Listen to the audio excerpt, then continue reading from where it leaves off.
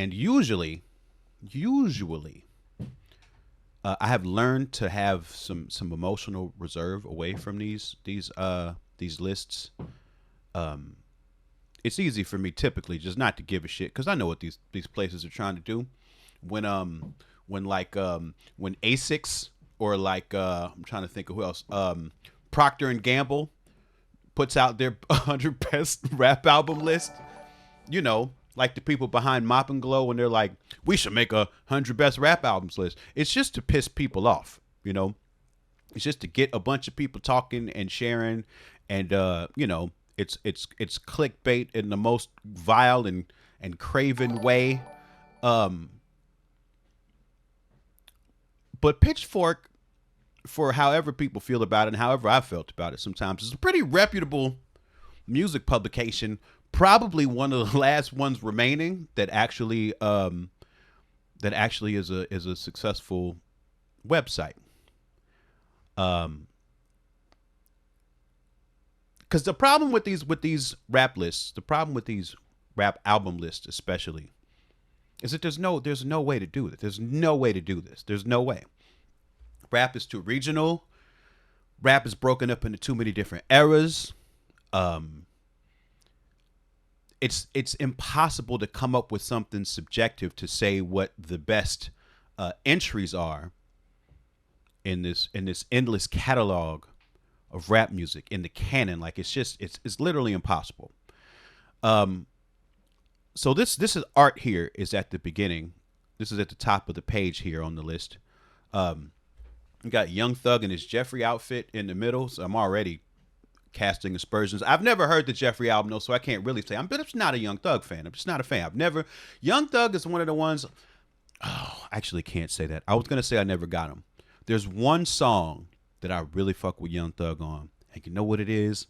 It's that Lil Yachty song, Minnesota. I think Young Thug killed that song.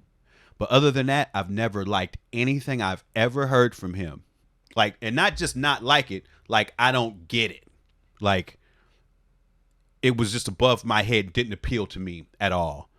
But I did like him on Minnesota. You got Young Thug in the middle here. You got Mobb Deep on the left. You got Tupac here and Lauryn Hill. It's very 90s. You got Future here. What's he holding out? Grammys, Lean, who knows? Playboy Cardi is especially angry. Kendrick with his crown of thorns. He's not your savior, though. MF Doom here. You got some representation from different fandoms here. But this is the thing. I have a funny feeling that this list isn't going to look how this art looks. There's going to be some choices on here that are fucking confusing, and I'm sure of it. The other thing is this. I already got pissed off when I looked at it yesterday, and I'm gonna be real with you, Morning Gang. I'm gonna be real with you. As soon as this list came across my desk yesterday, I did a Command F, and I typed Eagle, and it came up with nothing. I got mad as fuck. Because what you're telling me is there's 100, there's Pitchfork, this place that has lauded my releases, right? Lauded them. I got the best new music this year, right? They say how great my stuff is, and then they made a list of 100 rap albums and didn't put me nowhere on. I got mad as fuck. And not that I feel like, I don't feel entitled to it at all, but I do feel slighted. I feel slighted because I am very sure that there are albums on this list that I have at least one album better than. Now, if you ask me personally, if I was making this list, all of my shits would be on it. All of them. But if you're asking an office full of people who have written nice things about my work, you would figure that one of them might get put on the list. And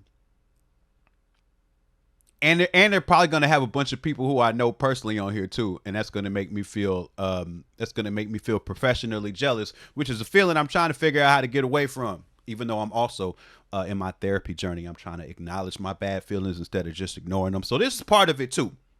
Like, that's a shitty feeling. Let me sit and be curious about it and investigate it and shit.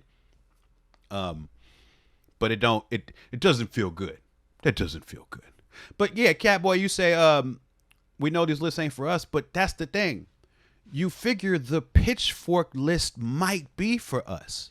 You know, if Chevrolet made the list, you'd be like, maybe it's not for us. You know?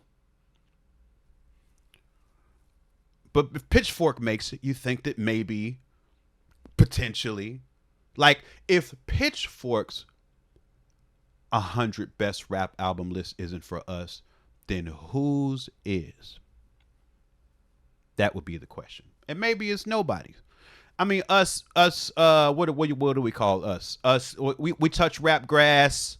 We our palates are pretty expanded. I mean, we all don't have the same listening habits. We all don't like the same things. But hey, we're all over here at the Open Mike Eagle live stream, so maybe that has something to say about our music tastes. You know, maybe that has something to say about it. But here, yeah, music enthusiasts. There you go, Catboy. I think that's a great way to put it. That's a great way to put it. Music enthusiasts, people who care, people who care. But here we go. I already started pissed off. It's probably only going to get worse. Here we go. 100 best rap albums all time. If you're within a certain age bracket, news being delivered with grave certainty, the iPod's going to end this. I don't need all this fluff. Hip-hop enters the second half century. The genre is more splintered than ever, most obvious through the lens of style and regionality, but the method of delivery is becoming more varied, less legible to the uninitiated. What does that mean? On one hand, digital streaming platforms, okay, blah, blah, blah, fundamentally altered. On the another, some of the most interesting emerging rap music from the past 10 years has languished, commercially speaking, on YouTube. Okay, so there's going to be some interesting choices from the last 10 years. See, that's the thing. And you look at this art up here, there's nothing from the last 10 years in this art. This is very interesting. Okay, mixtapes, blah, blah, blah. Tempting as it is to view this as part of technology's long linear creep, it actually resembles hip-hop's 1980s more than it does the far future. That's a reach! Rap's early stars trafficked in singles. Oh, my God. That's silly. Okay, anyway. I'm trying to see if any of this is important. It doesn't seem like it. Okay, here we go. In assembling this list, we emphasize rapping as a craft. So now we're doing craft metrics. I'd love to see your rubric, Pitchfork. I'd love to see your rubric. Not one that has been stripped from its musical context, but rather as an act of constant reinvention where possible. We try to find credible vehicles for those difficult to canonize scenes. And okay, so that means they're trying to make sure to represent all the different pockets, which is interesting. Rat's cousin, we got a raid coming. Rat cousin with a raid of 42. Welcome, raiders. We're going through the Pitchfork 100 best rap albums list, and I'm already mad. We haven't even started the list yet, and I'm already mad. To create space, we minimize the number of repeat entries from a single artist or group. Okay, that makes sense. There remain inevitable and regrettable gaps. Here's one. Here's a gap. Here's a gap right here. Some of these are the aforementioned quirks of style and format, while others, chiefly the dearth of work by women, okay, reflect static structural problems. Oh. Oh boy, okay. The story told by this group of 100 albums is one of a genre propelled from one side by leaps in technology and forced to find indigenous workarounds, physical, socio-political, and legal barriers. One of the quintessential American creations, so it only makes sense that it would be beset by quintessentially American evils. What a fucking sentence. That's one sentence. That was one sentence. This list came out yesterday. A gap also known as open. You're damn right, Radstash. At the end, it reflects the sincere love. And Paul Thompson wrote this. Shout out to Paul. See, Paul Thompson is the writer who wrote the review where I got the best new music on Pitchfork this very calendar year. So he know about me. I wonder what those conversations. Somebody brought me up in that room. I know somebody brought me up in that room. Anyway.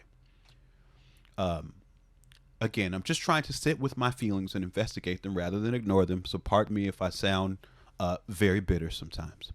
Okay. 100 is Snoop Dogg's Doggy Style, which I'll tell you all. I'll be real with y'all. I've never really... Like, there's a couple songs on here that I think are cute when they come on. I like Doggy Dog World. But I've never really just like dug this album the way a lot of people my age do. I never really did. That's just me though. But Snoop Dogg Doggy Style, of course, makes sense to be on a list like this. 100 seems curiously low given the impact that this album had. But hey, what do I know? I don't work for Pitchfork. Doo-Wop Kane. Doo-Wop Kane, 2018. Wow. See, this is already weird math. So I know about Doo-Wop Kane because of my son. Now, Doo-Wop Kane, I will tell you, is very influential on the rap music of right now. Like right now is underground, like the street underground. Doo-Wop Kane started doing a lot of styles of songs that kids are desperately trying to emulate. Like a lot of the DNA of those styles come from Doo-Wop Kane's work. But wow, okay, so this is already weird math. This is already weird math. I have not heard a Doo-Wop Kane album. I've heard a bunch of Doo-Wop Kane songs, and I do think he's pretty good. It's pretty interesting, especially if you put him in the context of the new underground. But oof, that's an interesting call. That's an interesting call. Foxy Brown, Broken Silence. I never heard this Foxy Brown album. 2001, huh? Because her debut was a couple years before that, was it not?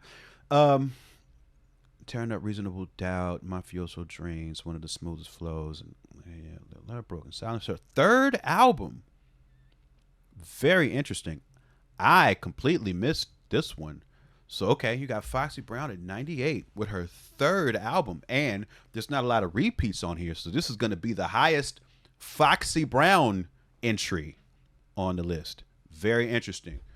I hate Miles, Catboy. I really do hate Miles.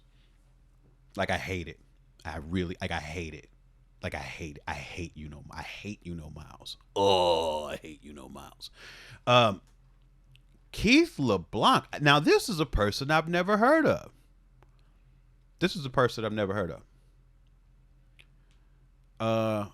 Okay. 1986. Okay, so I wanted to try to move through this quickly, but I did not think there would be anybody on this list for whom I had never heard. So I must know. I must get a sampling. Keith LeBlanc, Major Malfunction. This is an official video. I would go again tomorrow if NASA would let me go. I would go again. 9, 8, 7, 6.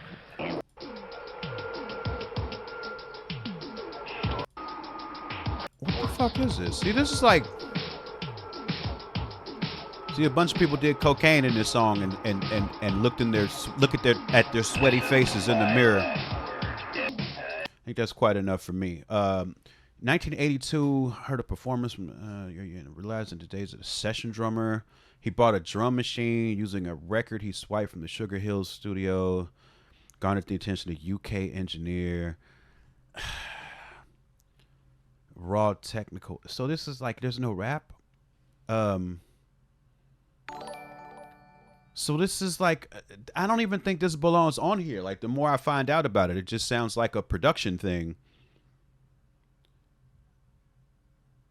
And it was inspired by the Challenger disaster. Yeah, I don't know. I don't know about this. Okay. All right.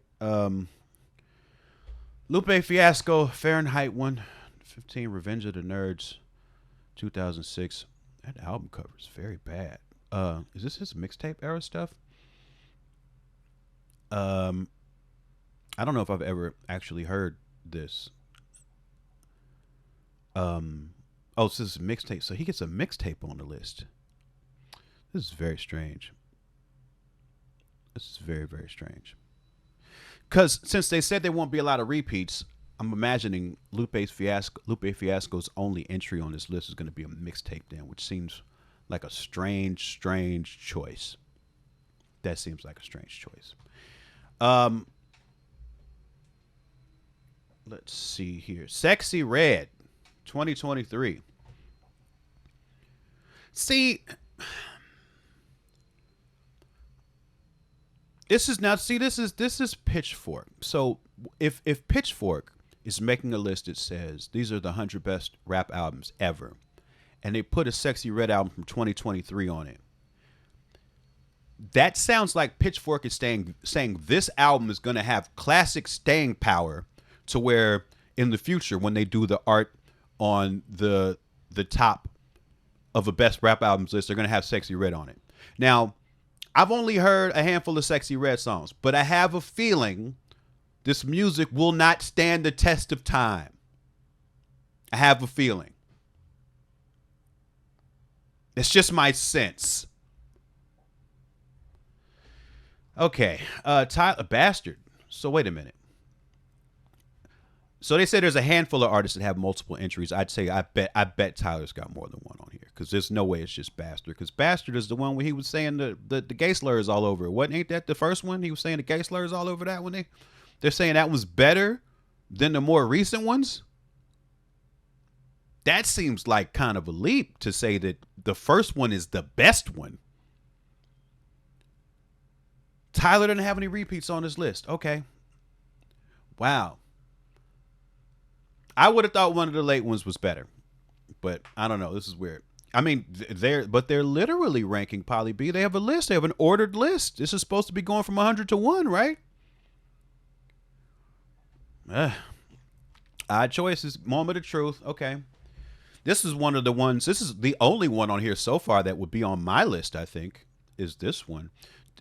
I remember thinking when this album came out, Gangstar Moment of Truth, I remember thinking like, oh, this is like one of, well, I didn't think it at the time, but like shortly after it was like, oh, this is like the last rap album from the era of rap where there was still substantive major label artists that I was excited to go to the record store and buy on release day. Like my era. Like there's stuff I'm interested in now, so I'll go peep it when it drops. But this is one of the last ones where it was like, oh, I'm taking my $20 to Coconuts so I can buy this CD in the weird anti-theft plastic device where they got to undo it all at the counter and take it home and listen to it over and over again for weeks. Like this is one of those last ones for me. Waka Flocka Flame Flockavelli. Flocka's never necessarily been my cup of tea, though I do get it. I get the energy, and at the time, it did sort of feel new and different because this is like pre-drill. This seemed like the sound that would sort of end up lending itself to that eventually. So, you know, I think it makes sense as an entry, even though it's not my cup of tea. Stupid not, thank you for the submarine. Cannibal Ox, another one that, so right now we got two that went up on my list. I think this is one of the greatest rap albums of all time. LP's production was incredible. Vast Air and Vortal were a breath of fresh air. This is one of them ones that just ran the underground and defined the sound for a while, even though it wasn't really repeatable, unfortunately. But an album you can always come back to. Like this is like a timeless underground rap album. And you can't say that about many underground rap albums, but this is a timeless one. Cannibal Ox would definitely be on my list, The Cold Vein. Boosie, never got it personally. Not necessarily my cup of tea. I've heard a couple of the songs. They're cool. I don't think I've ever sat and listened to a Boosie album, so I'm unqualified to rate. But see, when you have an album like this, though, and if I thought about what I think this album is like, I wonder if Boosie would say that it's better than Doggy Style. Like that would be my question for Boosie or Boosie fans, whether or not this should be at 90 and Doggy Style should be at 100. Eric Wells is Eric the Young Guy. That's funny because he's the one I was thinking about when this came up, because in the last couple of conversations that we've had, he brought up Boozy in a way I'd never heard anybody talk about Boozy before, but that's mostly because I don't know too many people who grew up in Florida in that era. And he was telling me how formative that music was for him, and it made me see it in a different light, but I still haven't heard it that way. Shout out to Eric the Young God. Whoa, Eric is calling me on the phone right now. Hold up. I just said your name on the on the live stream. I'm a fan. Let me put you on speaker. What up, dude? I'm watching. I wanted to give some context for the list. I didn't mean to interrupt the live stream, but no, but this is good. We have Eric the Young God who wrote the last entry. He wants to give us some context on the list. Okay, so yeah, I've been watching since the beginning of the stream. I did write the Boosie one. I don't think any other nigga on earth will write about Boosie on the yeah, I wouldn't think so either. Man, that's the most ghetto shit that ever probably been on Pitchfork. So shout out to them for letting me do that. But shout out to him for letting you do that for sure. Super cool. But before you keep going, I just wanted, if you were interested, I just wanted to tell you like how it was voted on and how, you know what I'm saying? Like, how the process was. Those are the processes that I'm very interested in because I could only imagine how these things work with all of the different factors that have to be included. Thanks for the gift, Trevor. I got you. So, okay, so if this list is written by like a bunch of people, of they course. reached out to a bunch of people that like don't write for Pitchfork. So, Fake Short Drive wrote on this. Okay, shout out to Andrew. A bunch of people wrote on this. So, they reached out to me. Don't know why. Shout out to Mono for doing that. And this is how it went. So, there was 2 rounds of voting amongst a bunch of writers. Okay. So, within the first round, there was a bunch of albums already in the pool to select for. Okay. So, out of these, like, I don't know, let's say it was 500 albums. Okay. You would rank your top 50 from Interesting. That. And how many writers were there? A bunch. I'm not really for sure. Okay. I just know it was a bunch. So within that pool, that first round, you could type in albums. So if you didn't, so let's say, if I'm not even gonna lie, I might have put Dark Comic. Like I might have put one of your albums in there. See, I knew I came up in the conversation. You know what I'm saying? I'm a real nigga though. You know what I'm saying? I'm a real nigga throwing the bitch. I'm a real ass nigga though, so I had to. So let's say I didn't see your. Let's say they already didn't have your album in the pool that they already had divvied up. I'll write your album in. And then if somebody else was voting, they could be like, oh, like I didn't see this the first time I was voting. So they could like put that in there. So you could add albums that already weren't in the pool. So there was a bunch of albums that I added in the pool. I think the Boosie one was one that I added in the pool. Okay. That wasn't originally in there. So then other people voted to make sure that one got through. Exactly. Okay. You know what I'm saying? So that was the first round. The second round, they basically kept the most voted albums in there, and within that second round you couldn't type in no more. You just had to kind of rank from the pool that was already there.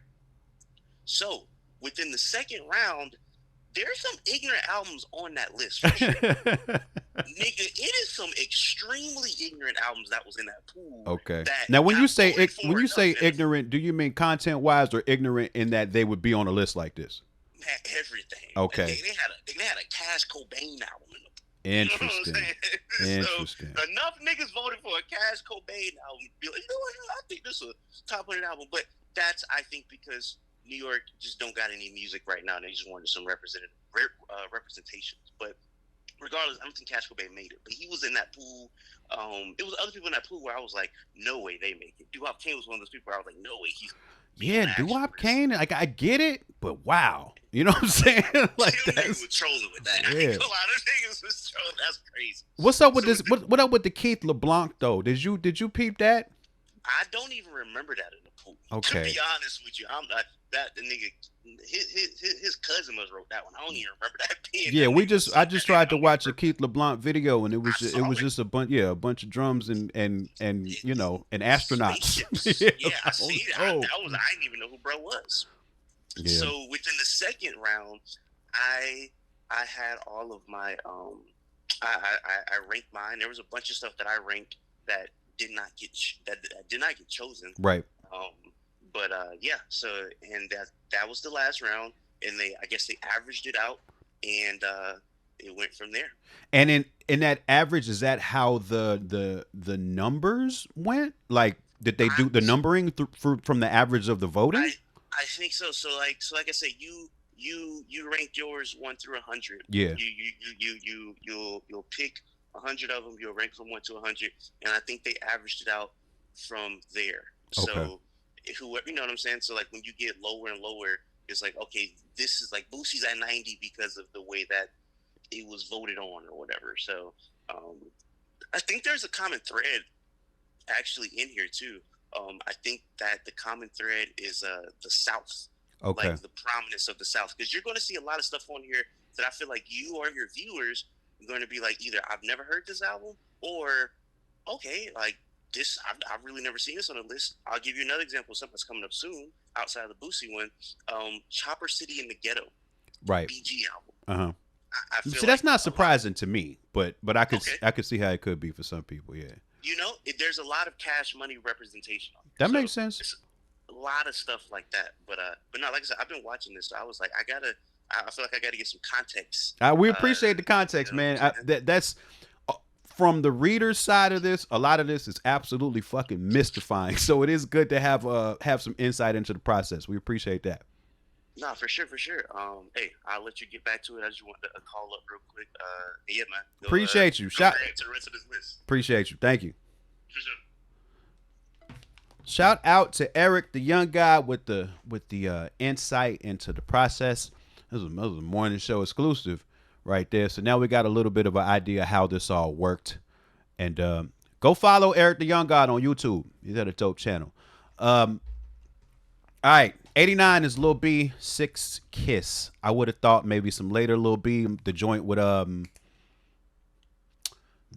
with the producer man who makes beats that are floaty. I cannot remember his name suddenly. Damn, what is that man's name that he made that album? Clams Casino. Thank you. That's what I would have thought they would have went with that one. Oh, and it says Clams Casino right here in the description. Okay, well maybe this is one of the ones I would have been thinking of, but I thought they did a whole project together. I'll admit, when Lil B first came out, I didn't get it. It took me a while. It did take me a while to get it. I remember when Lil B first came out and people were explaining the based thing, and it was literally explained to me like this, and it reminds me of like the kind of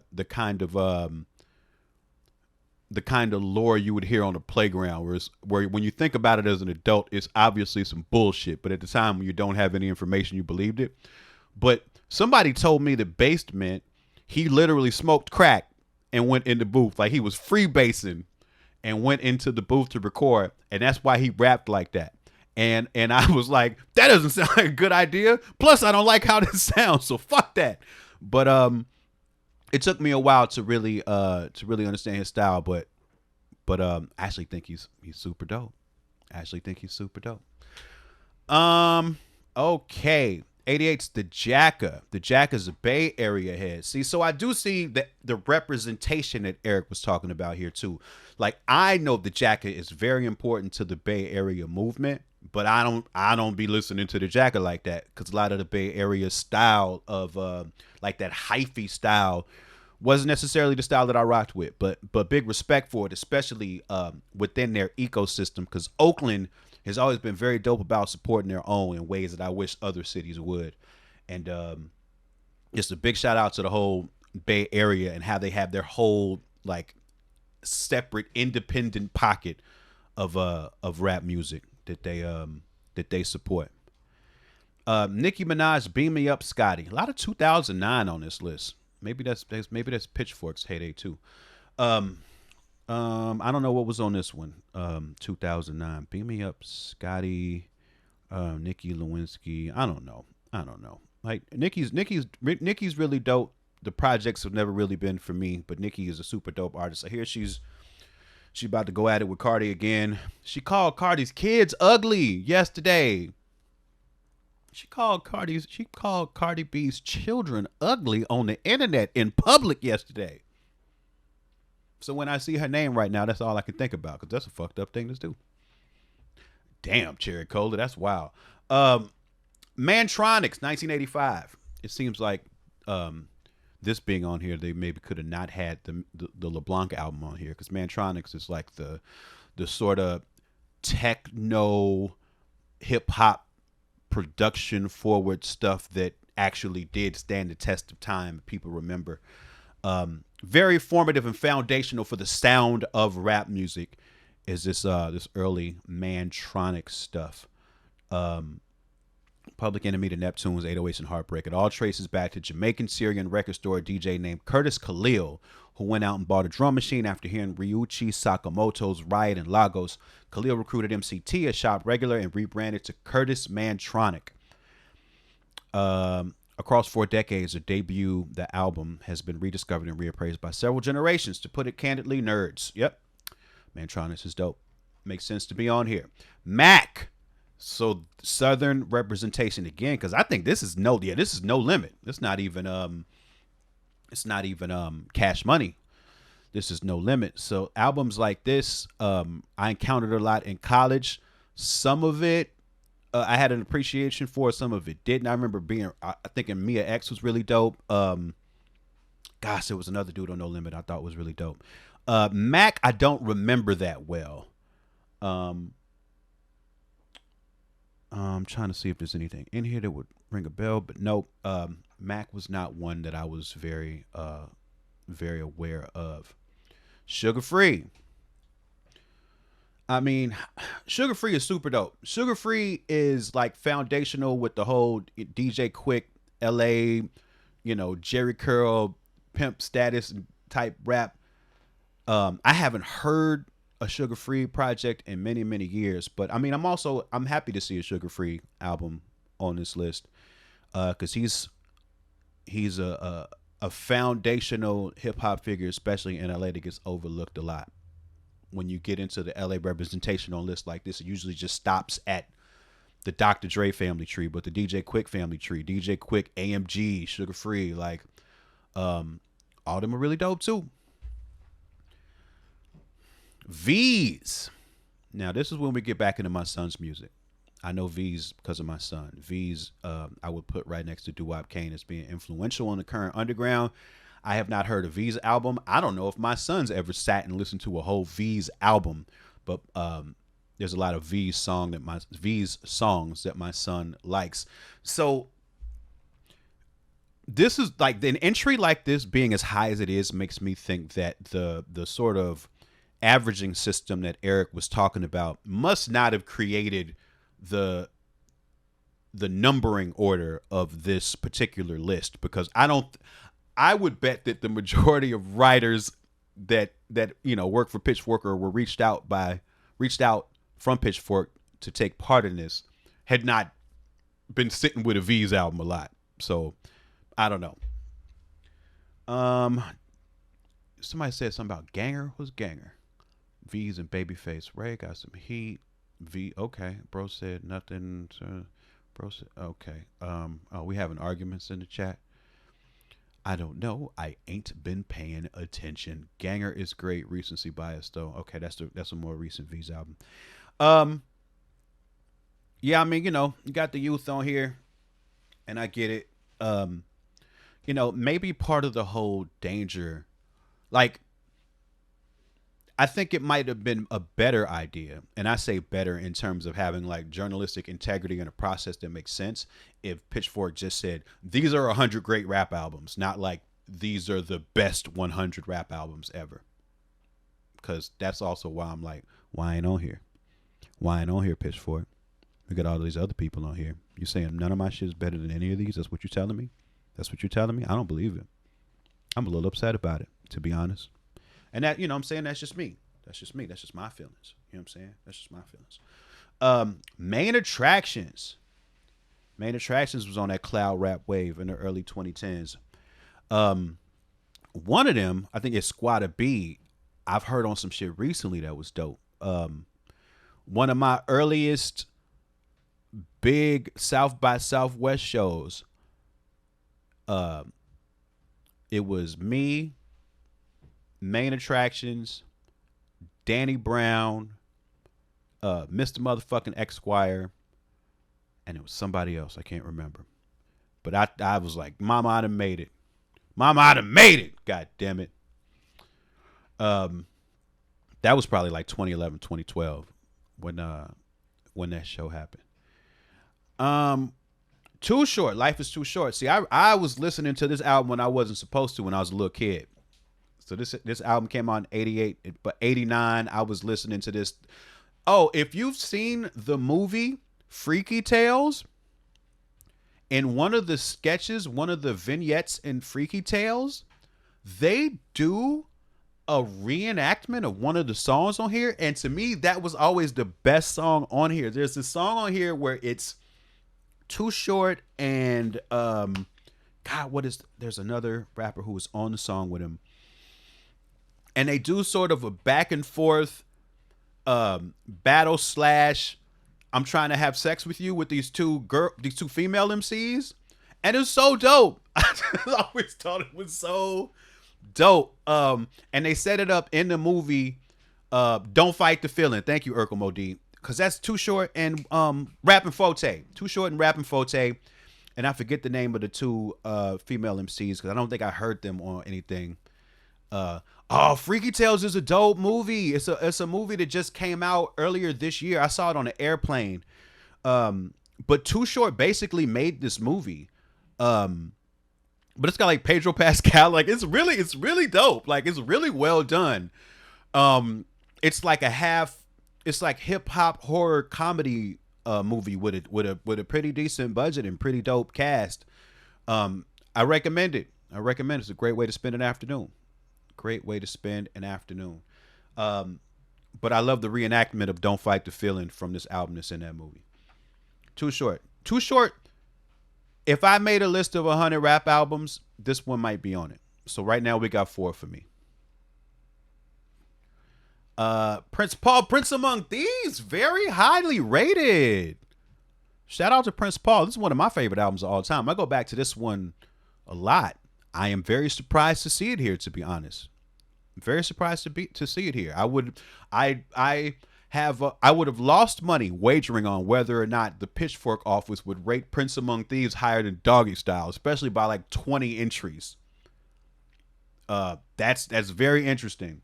But yeah, shout out to Prince Paul, shout out to Breezley Bruin, shout out to Queen Heroin, shout out to Kool Keith, Exhibit, Everlast is on here, Chubb Rock is on here, shout out to Bismarck E, rest in peace. This is an album I spent a lot of time with when it came out, and that album means a lot to me. And talking to Prince Paul for what had happened was, you really get a sense of how intricately it was put together in his basement, and how a lot of the rappers didn't even know what they were contributing to until they heard the final product.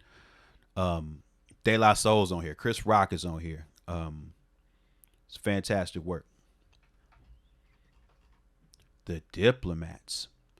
So I was in college when this came out, and around this time, my very traditional stick in the mud b-boy stances were starting to fall apart a little bit, and I was starting to accept rap music that didn't necessarily align with my values, and this was one of them projects, to be honest. I had heard Cameron previously to this on them the two albums he put out, the 2 solo joints, where he was rapping real fast. And I thought those were annoying and hilarious. But when he slowed the flow down around this Diplomats time, and he kept computers putin' and all that shit, I was like, okay, this Cameron, he's got something. So I do fuck with this, and I do think this was a very impactful album.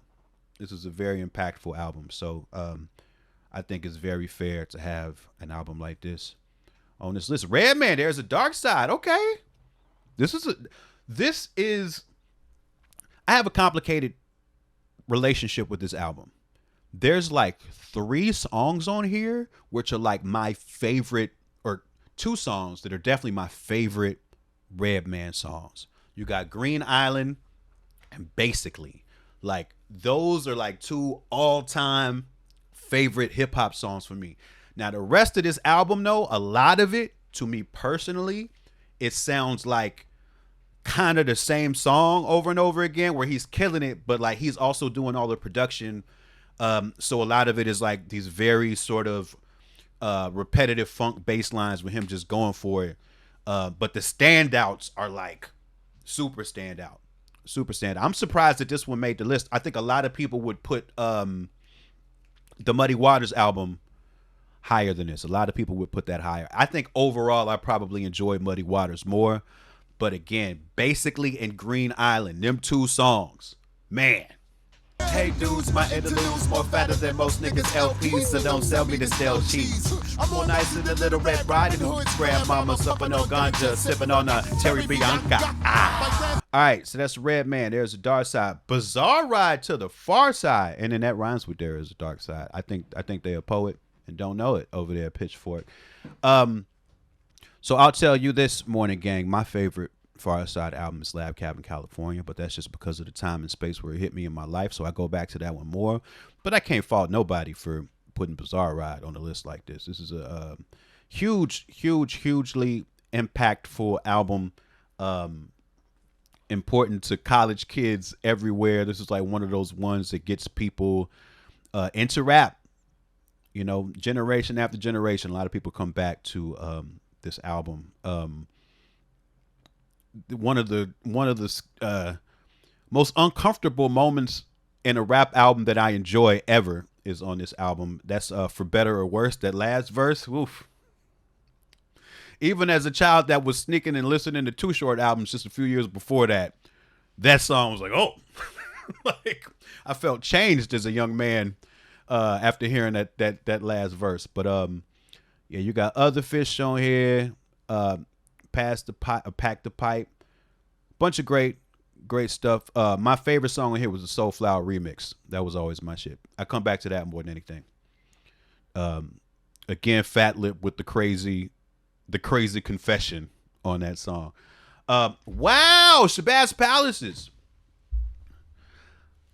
This is a classic Shabazz Palaces album. I mean, this era of rap music and indie specifically was so important to me because this is when my shit debuted. You had Shabazz Palaces, you had Serengeti with Family and Friends, you had Danny Brown with 30. Like, pardon me.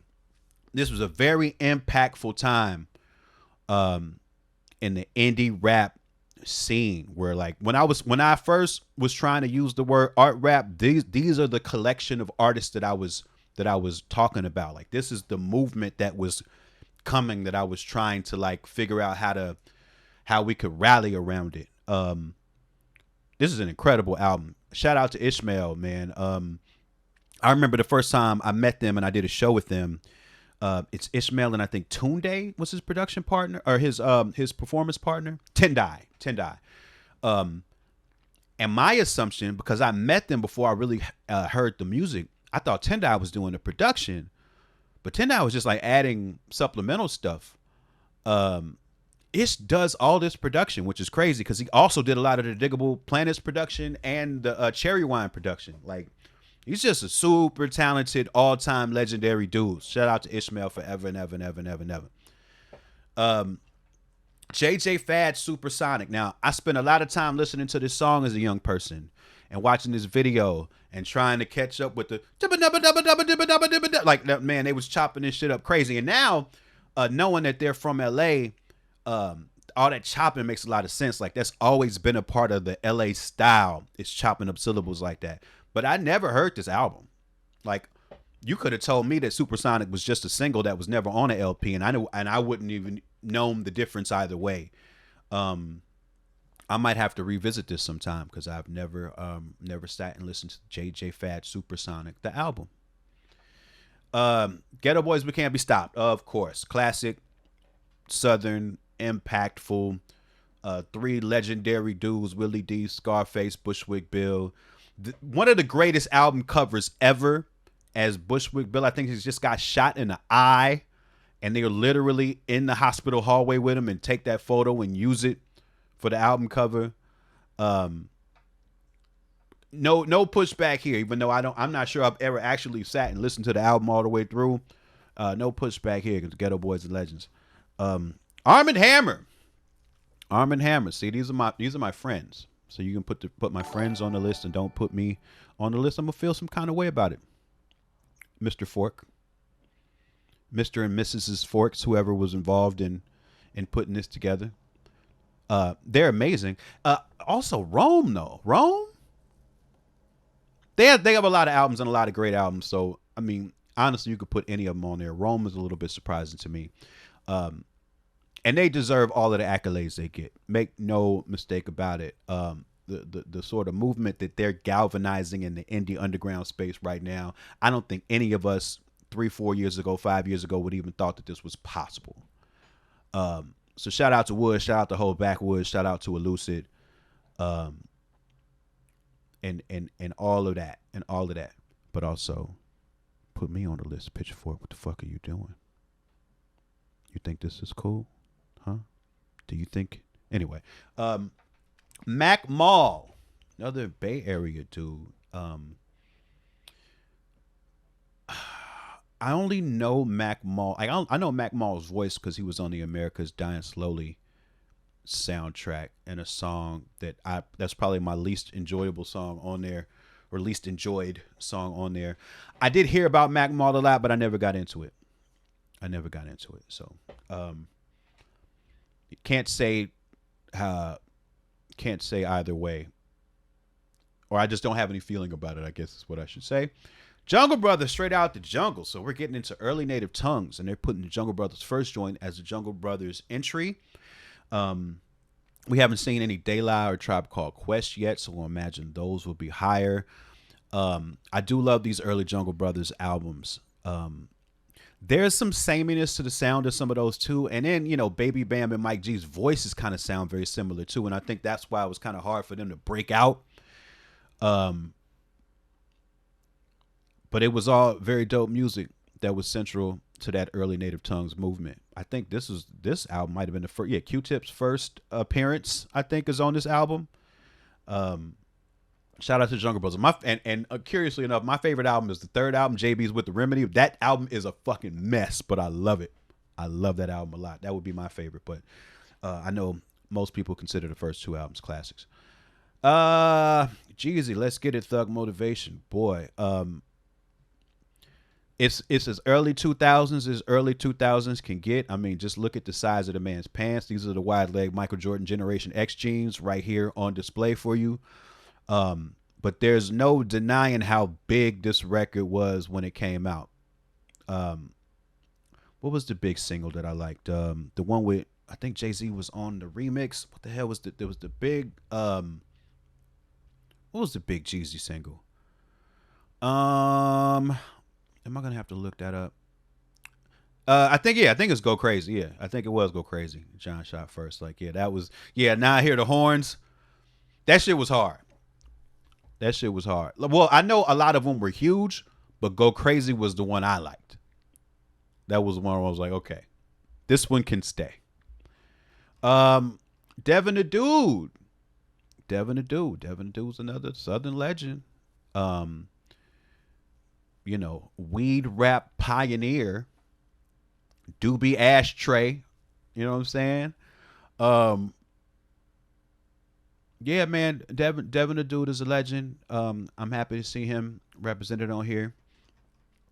So this Kool G Rap album, I do not like this album, personally. I got this album in like 96, and this was when I'd be, counting change, trying to put together enough money to go buy a used CD from the CD store. And I remember, I always heard about how dope Kool G Rap was. I was like 14 at the time, and I had missed a lot of the early Juice Crew stuff.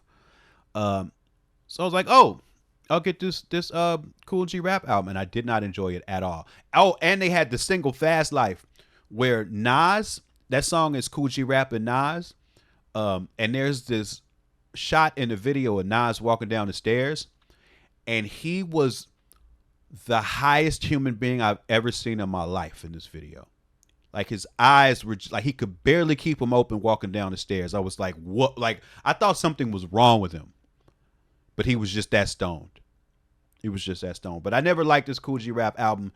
I wonder how, I haven't heard it in 20 years probably. So I don't know how I'd feel about it now, but I didn't enjoy it very much at the time. To me, it felt like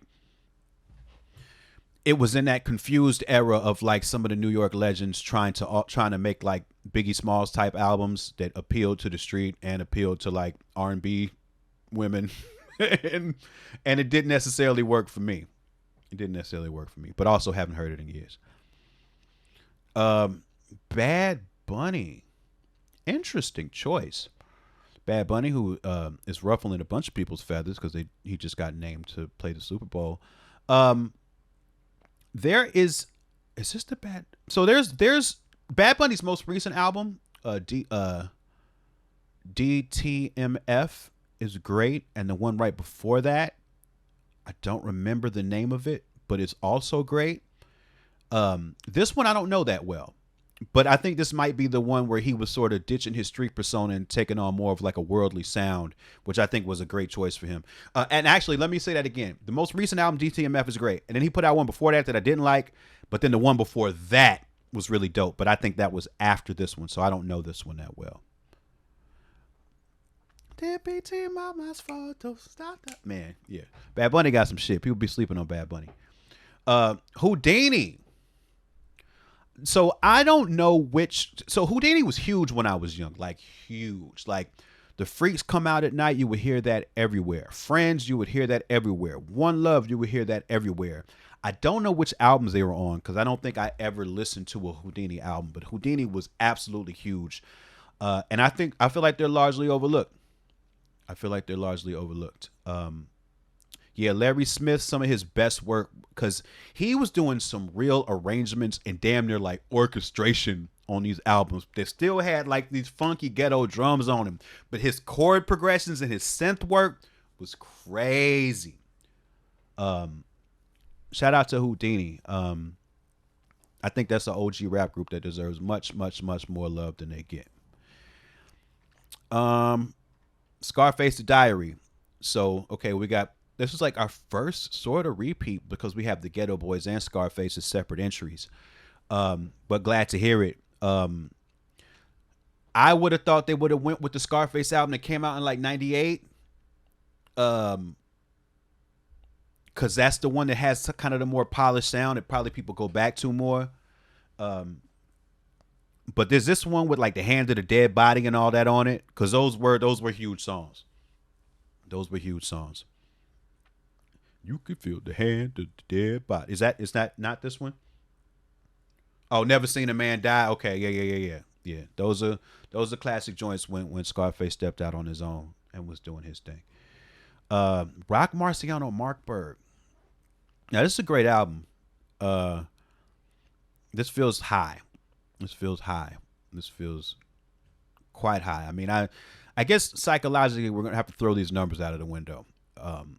Or else like my brain's gonna do something crazy inside my skull trying to understand how some of these things are rated higher than other parts of them. Rock Marciano is another creative force. His solo work is largely responsible for some of the sound of the day. When you look at, some of the stuff Alchemist is doing and Kyle, rest in peace, was doing, a lot of like the sort of the drumless indie, the Griselda stuff. This was foundational for a lot of that. And so, because I remember hearing about Rock Marciano when he was with the Flip Mode Squad back in the day. And, I just always thought he was going to be just another rap dude with a cool voice. I never expected him to like do what he does in such an artistic fashion and impactful fashion. So, shout out to Rock Marcy too. I feel like a lot of his albums could have been on here. 8 Ball and MJG. So I slept on them for a long time. Like 8 Ball and MJG, as much as I heard them growing up, because growing up in Chicago, in the hoods of Chicago, you ended up hearing a lot of like the 3 6 Mafia and 8 Ball and MJG stuff. You heard a lot of the Memphis stuff, at the ghetto parties, right? And I was like, whatever.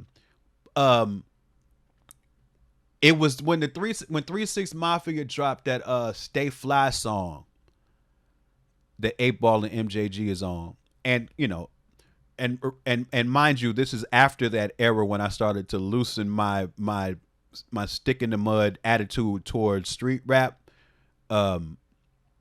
MJG murdered that song. MJG absolutely murdered that song, and that sort of opened my eyes to how much I was missing with 8 Ball and MJG. I still haven't went back and listened to all the albums yet, but you know, certainly fitting in with the regional legends of hip hop, especially from the 90s all the way up until now. Dr. Dre the Chronic.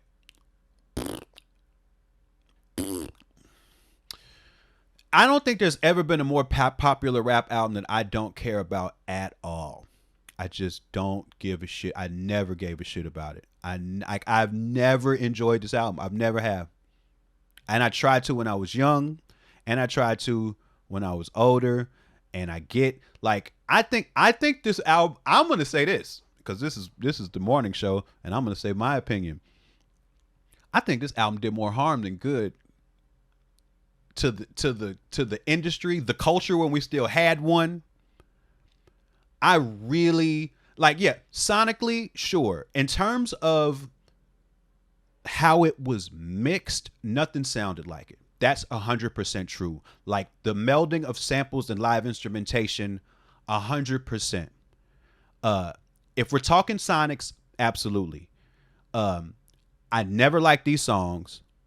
I never liked how, this was Dr. Dre, formerly, he was in NWA, so they did all type of wild shit, but they also did Express Yourself and Fuck the Police, and they had some sort of political edge to it that felt completely jettisoned to further just embrace, capitalism. And I feel like a lot of people followed the lead of that. And I feel like the industry saw like, okay, this is the formula. And I just personally never fucked with it. Just personally. It's just not my shit. Like, it's a lot of people's shit, but it's not my shit. So, there you go. I'm also surprised it's not number one, because everybody always puts it really highly on everyone's list, because everybody loves it so much. But it's not my shit. I don't like it. I don't care. Drakeo the Rule.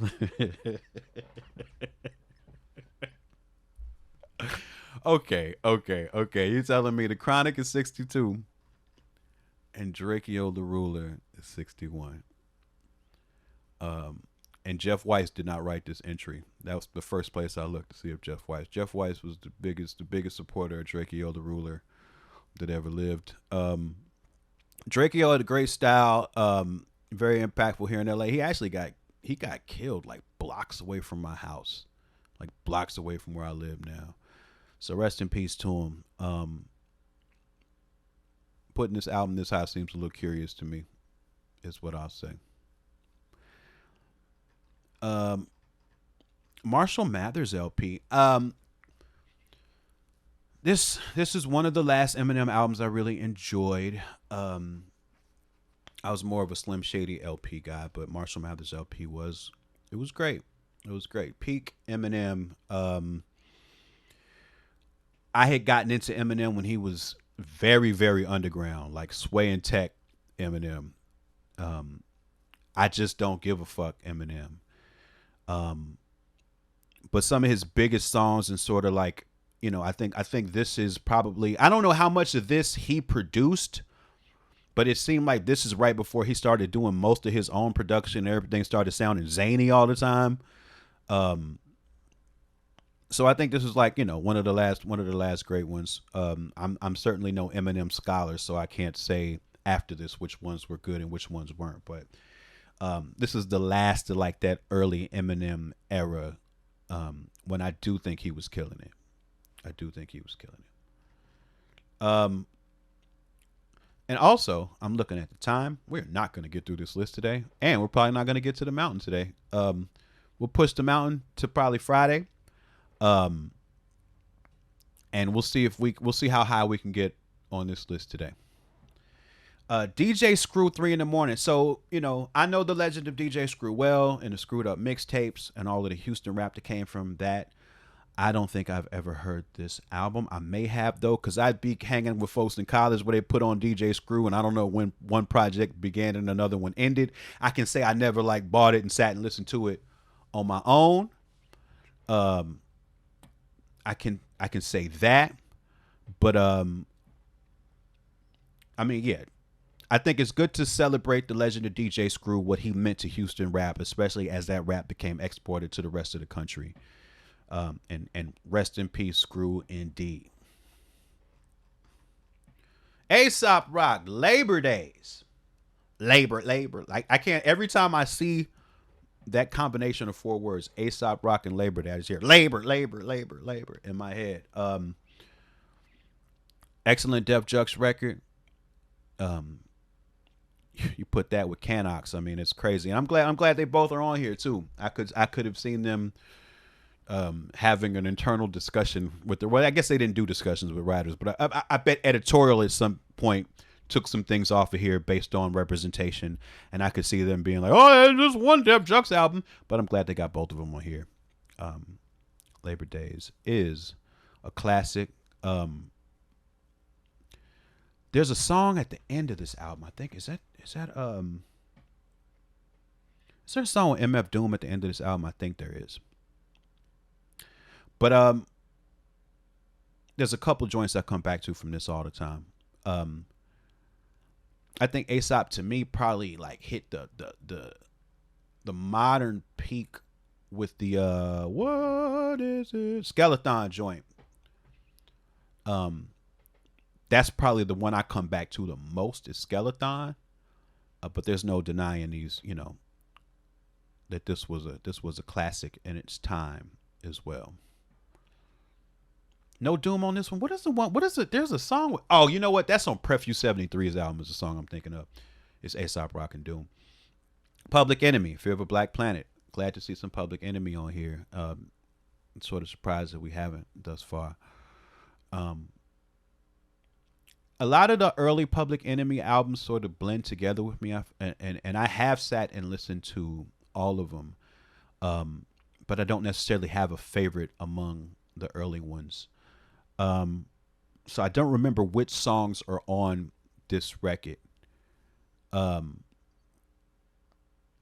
all of this early shit with this Bomb Squad production, it's just too many classics to name in the first few Public Enemy albums. Pardon me. Gucci Mane Chicken Talk. I don't know this at all. Is this a mixtape?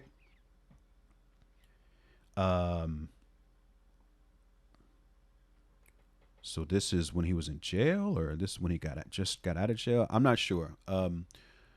There is an era of Gucci Mane I appreciate. I don't know if there's ever been an album of Gucci Mane I appreciate. He got a song called First Day Out that might be on here. That's my shit. And he got a song called All My Children.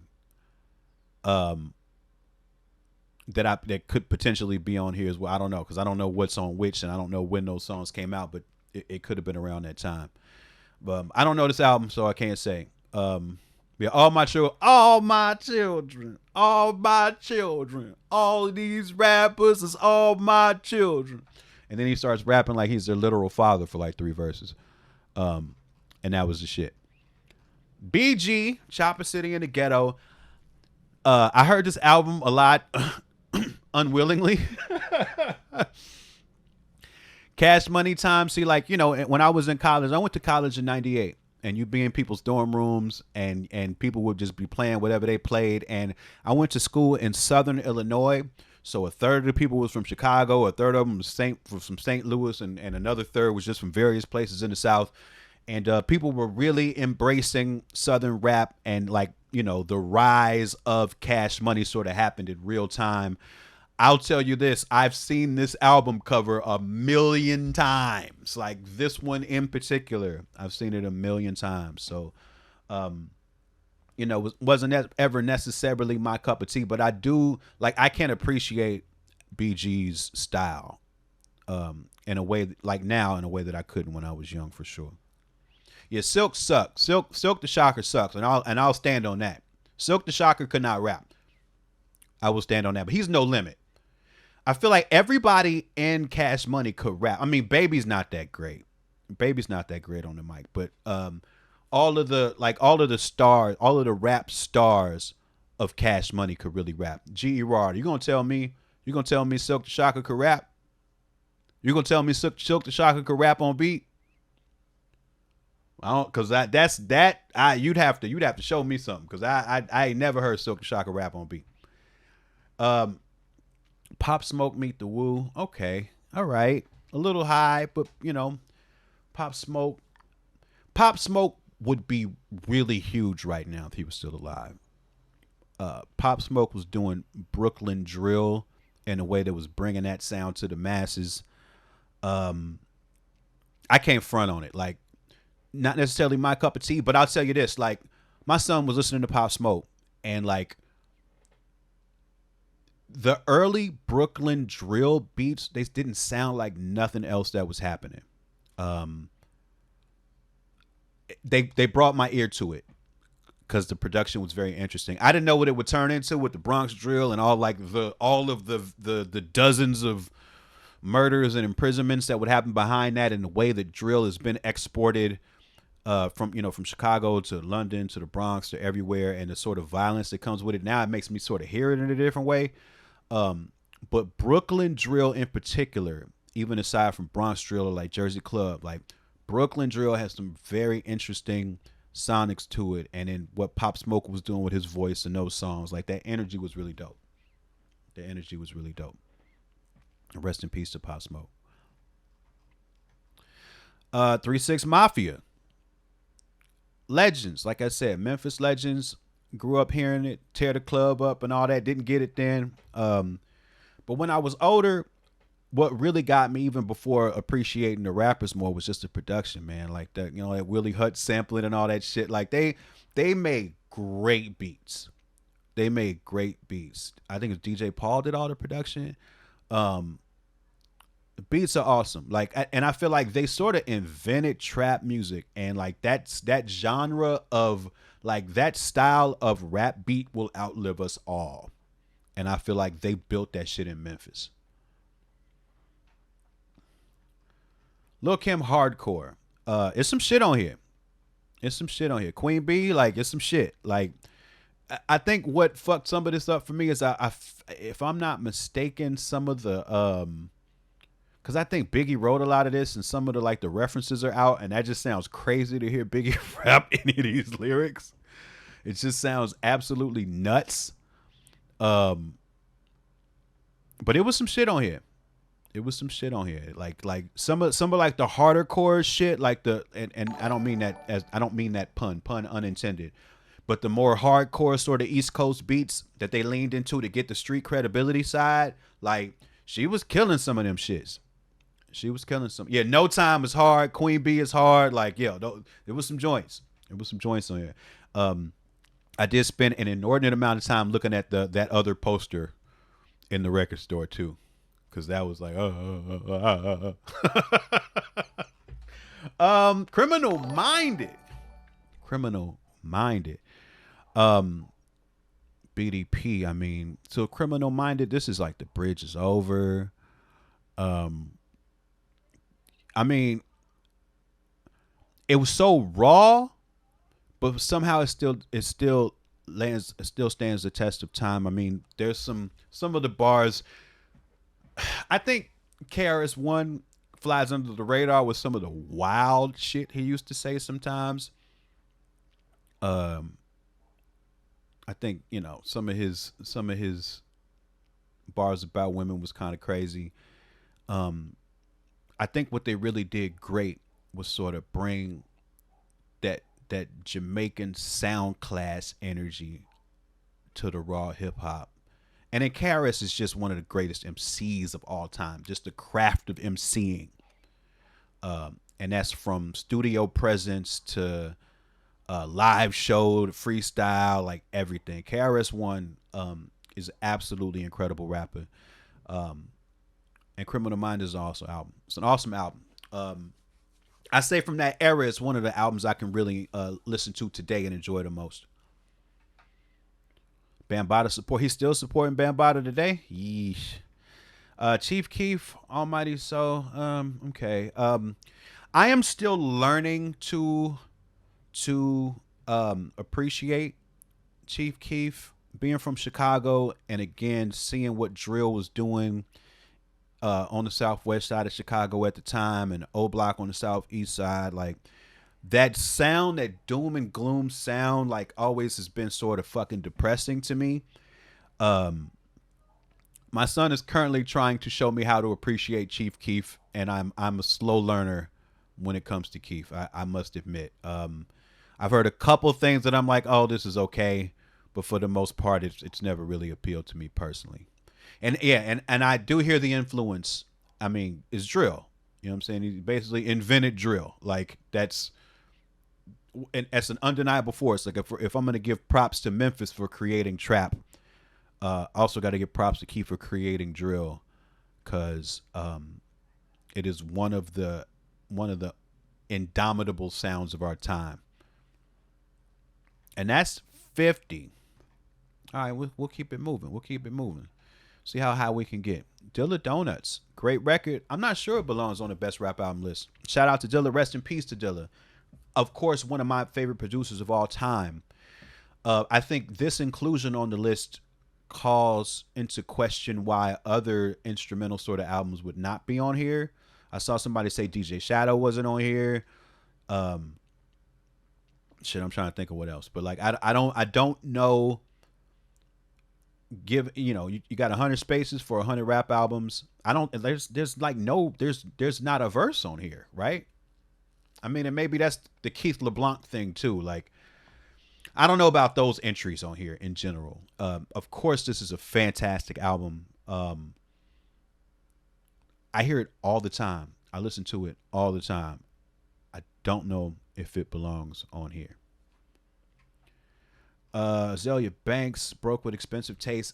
I remember the first Azalea Banks song I heard around 2014. I was like, oh, this is actually dope. But then like the antics. I can't even see past the antics. Like, I don't even know when the last time she put out a song is, but like she said so many crazy things that I can't help but just think about the crazy things. 212, I think 212, I do think that was the song that I heard. Zeuskers, that's my question too. How is it a rap album with no rapping? And I would love for the round table of pitchfork writers to explain why they would put a rap album that's not a rap album on the rap album list. But yeah, I've never been able to think about Azalea Banks as a rapper since all of the insane things that she's said and tweeted and posted on IG stories all throughout time. It's just too many crazy things. Drake, Take Care. Have I ever actually listened to this album? I don't think I have. What's on Take Care? What's the big song on Take Care? I guess I could just look. It's the best one. It's the best work. Best I ever had. Headlines. See, I don't think I like in the time that I did get into Drake. I think it was a little after this. I think at this particular time, if I'm not mistaken, is when he sounded kind of whiny to me and oh, I'm so sad and rich and I wasn't into it. When he started coming with the style of like 0 to 100 and started from the bottom, like that sort of style is when I started to get into it. And then the only Drake project that I really like is If You're Reading This Is Too Late. Like, that's my shit. Like, Drake rapping over that style of production. I guess Quentin Miller was writing a bunch of shit. I don't know. But, like, that's the Drake that I liked the most. There were a few songs after that I liked, too. But I didn't like the era before that so much. And I really don't like it now. 50 Cent and G Unit. 50 is the future. I never, 50 Cent. I saw his world takeover sort of happen in real time. When his first album is what I would have expected to be on here. That Get Rich or Die Trying. It was such a huge song. I mean, huge album. It's Your Birthday and all of that shit, and Many Man, and like big huge songs that was never quite my cup of tea, and they were dominating the charts and everywhere and fucking inescapable and annoying. I think he's a very funny dude though. I think he's fucking hilarious. I think his humor is quite underrated. But I was never into the music that much. Oh, I did like How to Rob. I did like the How to Rob joint. I thought How to Rob was hilarious. So I do think that I was into 50 more before he got shot. As you know, getting shot in the side of your head a bunch of times will certainly change how you sound on records. But I thought How to Rob was a great song because it's fucking hilarious. Danny Brown's 30. This is a great album. This is a fantastic album. 30. That's my shit. I haven't heard it in a while. Damn, there were a bunch of songs. Like the song 30 at the end, Triple X. Yeah, I really fucked with this. You know, Danny had come out in that 2010s era too. I believe his first couple of mixtapes and things happened in. But this album was like, wow. Like I remember being excited to hear it, felt like it delivered and felt like it pushed his career up into that next level. Shout out to Danny Brown. I'm wondering if this is a little high, but again, I don't know. I don't know what sort of, I don't know how seriously they're even taking the number. And I feel like they're just slapping numbers on things. I do think this is a classic album though, but I haven't gone back and listened to it in a long time, but that's my shit. DNA is a hard song. Kendrick, To Pimp a Butterfly. This is my favorite Kendrick Lamar album. I think where they sort of melded the hip hop with the jazz fusion and the Joseph Lindbergh horns and Thundercat playing bass and like that sound they created for this. And I know that it ended up being sort of problematic because this album was very expensive to make because of all the live musicianship. But I feel like they sort of hit a peak quality of like dope, like an incredible MC, like an incredible MC and recording artist with like this sort of perfect, it's like experimental, but not like alienating sort of jazz fusion sound. That I think just made for some incredible music. Like that song, You Loving You Is Complicated, loving you, like, and just like and them quick chord changes and all that shit. Like I really fucked with this one tough. It's probably my favorite Kendrick album. Playboy Cardi Die Lit. I know the influence of it. Is this my, wait a minute, I need to see something real quick. There's a Playboy Cardi song I really like, and I need to see if it's on this album. It's like the one Playboy Cardi song I really like. Now is my time.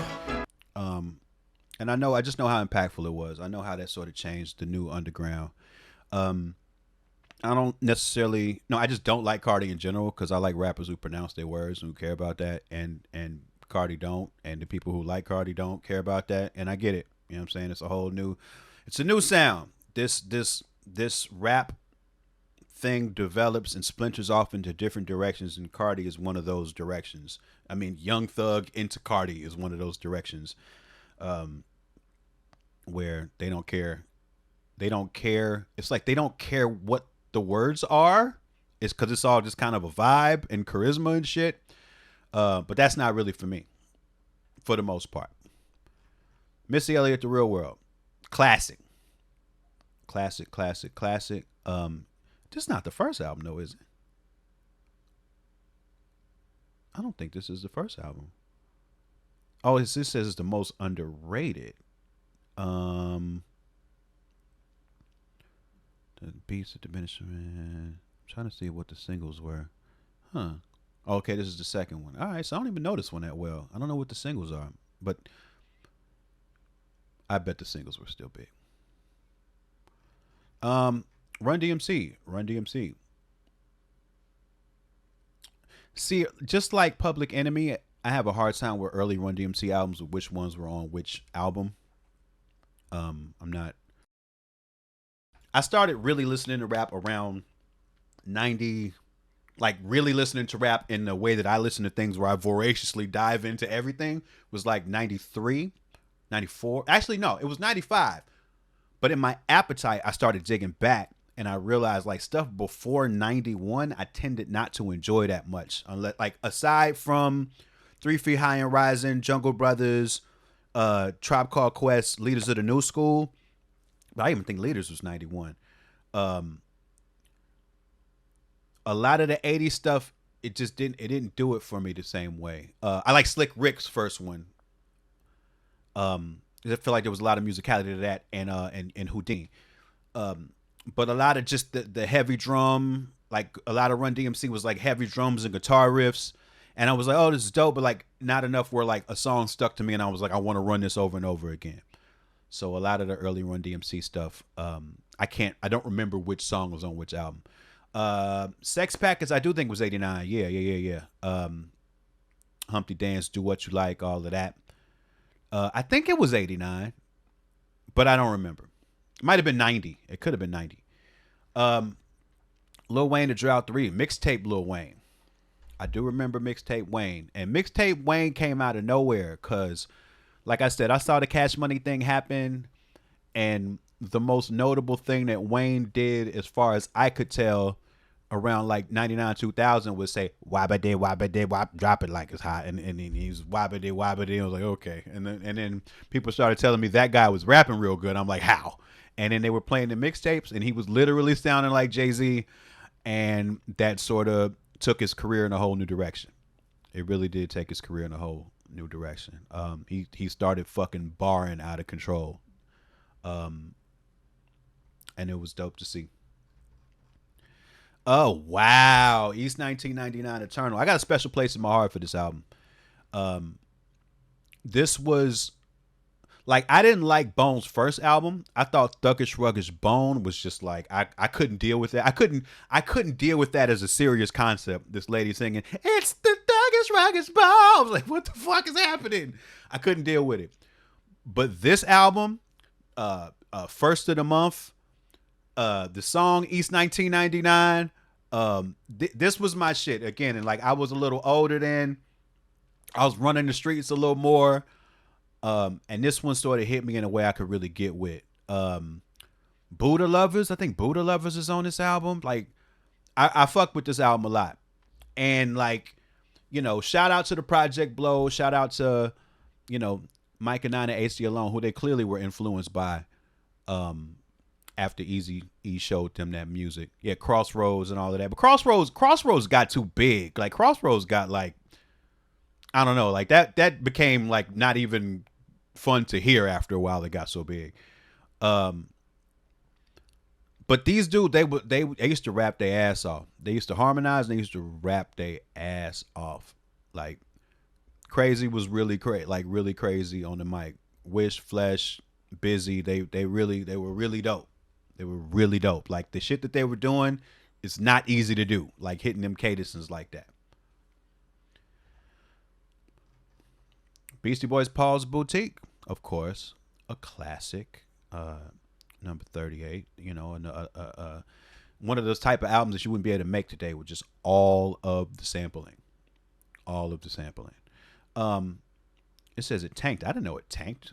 3 years earlier. Okay, but yeah, it was so much more musical than what they were doing before. So I could see people not necessarily getting into it immediately, but it's a classic. It's a classic. Rest in peace, MCA. Shout out to the Dust Brothers. Liquid Swords. Is this our first Wu-Tang entry? Number 37. Yeah, Oops All Pitchfork. Yeah, Oops All Pitchforked. We're going to try to get to Discord Mountain on Friday. I don't know what new albums is coming out. But we will do that then. And we'll probably end up doing the top 30 for this on that day as well. But yeah, Liquid Swords, like, it's one of them front to back ones. I think there's like one song on here I don't like. Like that, I think that Killer Hills song, I think that's the one I don't like. Is that the one? I think that's the one.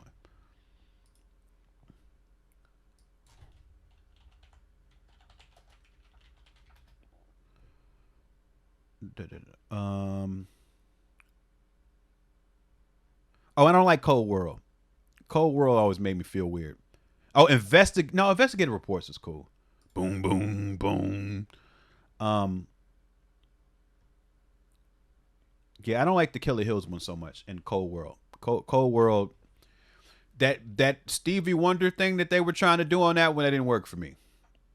Sometimes the Wu-Tang singing did not work, and that was one of them times where it did not work. But Liquid Swords is a classic. Like I primarily listened to that album in the winter of 1995, and when I put it on, it takes me right there. It sounds like wintertime. It's one of them albums that sounds like the wintertime. E40 in a Major Way. I don't know the album. Is this the one with Sprinkle Me on it? Yeah, Sprinkle Me was the shit. Sprinkle Me is a hood classic. I love the song. I never heard the album. And E40, another Bay Area legend, and you know, undeniable that they should be on a list like here. But I'm not versed enough in the albums to say which album should be represented at all. DMX. So you got 2 DMX records that you could have put out because he did the 2 platinum albums in a single year thing. I think Dark and Hell is Hot. That's the first one. The song I really liked on there is Trippin'. Trippin' was haunting. I fucked with Trippin' a lot. But all of these songs were everywhere.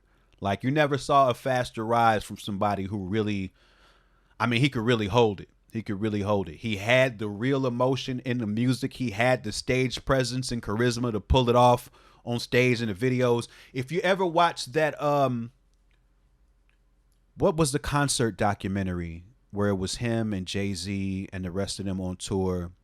And it was so dope because for everybody else who was on that tour, you know, they had like 1 million people on stage, but DMX was closing the show every night.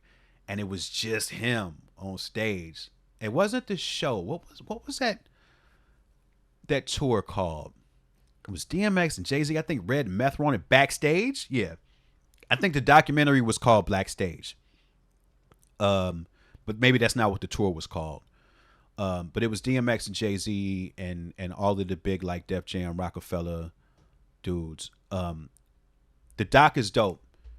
But you really get to see like how much stage presence DMX had, and that was really ill too. Oh, well, it was the Hard Not Light tour. DMX would close it sometimes, which is interesting.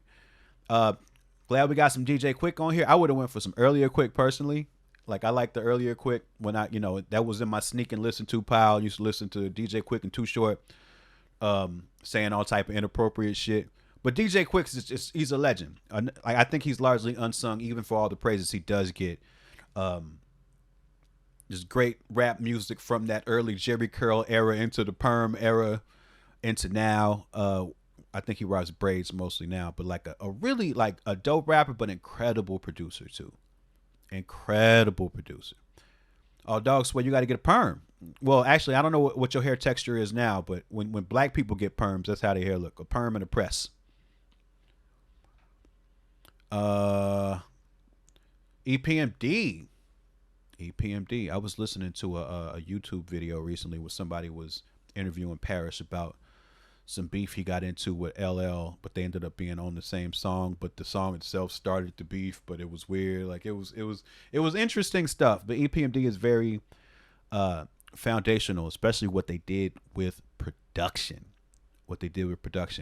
A funny memory of mine about EPMD, especially around that time, I remember Charlie Murphy put out a parody rap album when I was really young. And he used to make fun of EPMD on it for saying that they sounded sleepy. And he made a parody EPMD song where they were like rapping and then they couldn't stay awake and were snoring on the track. And when I was 7, 8 years old, and that shit tickled me to death. God damn it. But EPMD is really great. Capone and Noriega, this is awfully high. Now, I didn't appreciate Capone and Noriega until the next album that didn't do good, because they had a song with DJ Premier, and when they did the song with Premier, that's when like, oh, it finally worked. It finally clicked for me. I think Capone is kind of classically dope. Nori took me a while to appreciate. I did not like Super Thug and all of that shit when it first came out. Different appreciation for it now. I went back and listened to the Love Movement recently. And that song that Nori is on the Tribe album, The Love Movement, is just an all-time hilarious song. Intentionally, unintentionally. I remember it caused a lot of hand wringing and gnashing of teeth at the time when it came out. It's like, why the fuck is Nori on this Tribe album? And I'm still not sure it worked, but it was an interesting experiment. It was an interesting experiment, and I have a whole different appreciation for Nori now. Again, I was a stick in the mud. Certain styles it took me a while to wrap my head around, but I can certainly see the appeal now. But I don't know if I've ever actually listened to the War Report, because at the time I was really not. I wasn't interested. I heard a couple of the songs and I was like, no, this is not for me. Okay. Ka, Descendants of Cain. I don't know this one. Rest in peace to Ka. I do not know this. I really need to go back and check all of Ka's albums. Ka also was in that early 2010s era of music that I was wanting to galvanize a movement around. But I can't say I kept up with his work the way that I should have. So this is one I need to go back and peep. Of course, Ka being an all-time legend. I don't think he ever did anything that wasn't good ever.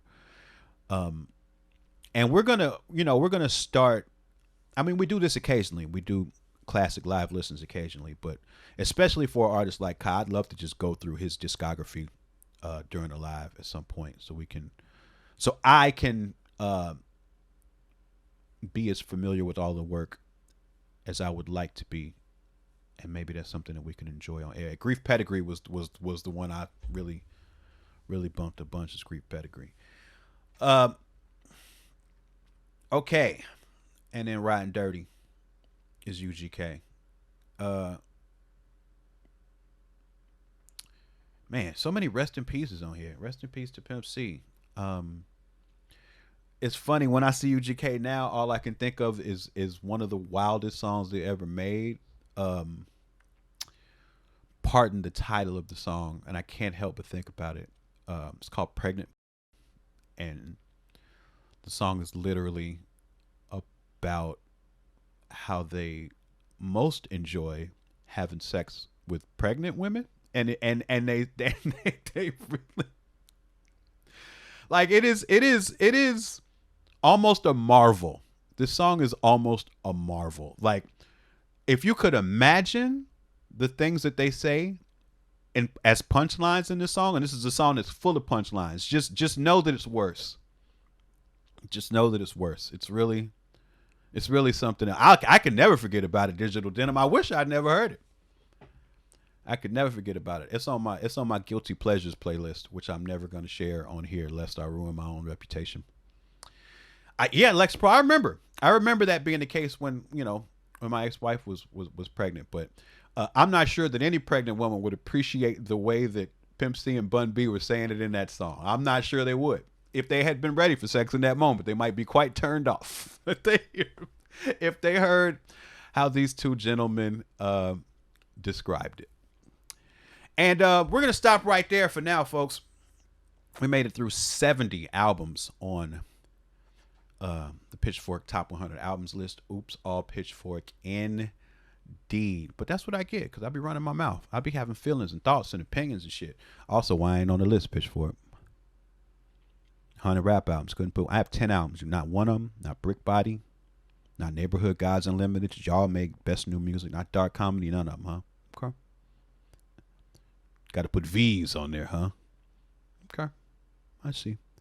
Got to put Keith LeBlanc. Ain't even no rap on there. Nobody even said a thing. It's astronauts. It's not the top 100 astronauts album list. What are you thinking?